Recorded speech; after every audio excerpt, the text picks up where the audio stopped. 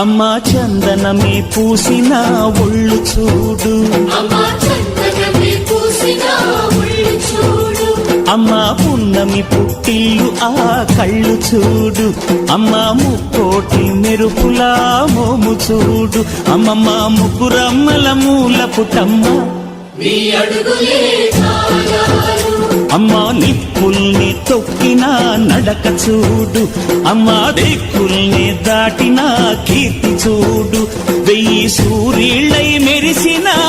శక్తిని చూడు, మనుషుల్లో దేవుడి భక్తుని చూడు.